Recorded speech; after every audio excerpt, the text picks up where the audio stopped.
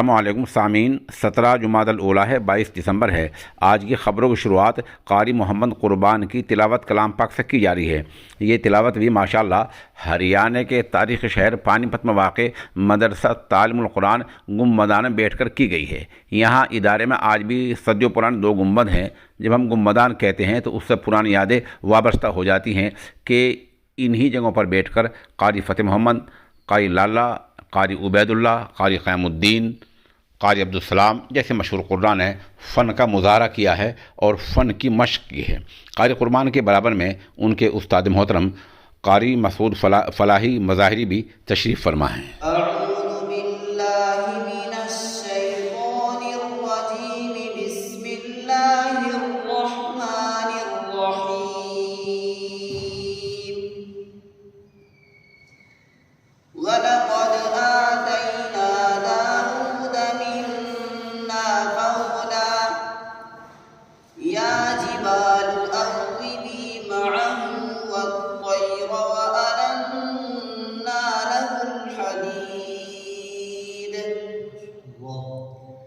أَنِ اعْمَلْ سَابِغَاتٍ وَقَدِّرْ فِي السَّرْدِ وَاعْمَلُوا صَالِحًا إِنِّي بِمَا تَعْمَلُونَ بَصِيرٌ۔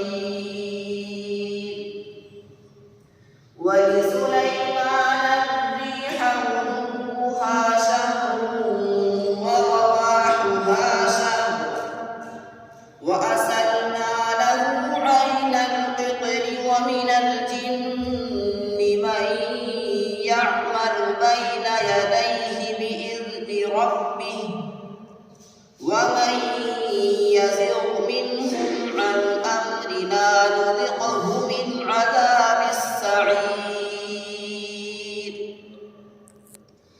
يَعْمَلُونَ لَهُ مَا يَشَاءُ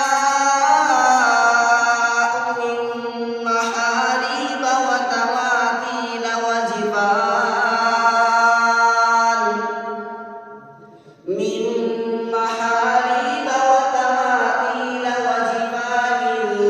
كَالْجَوَابِ وَقُدُورٍ رَّاسِيَاتٍ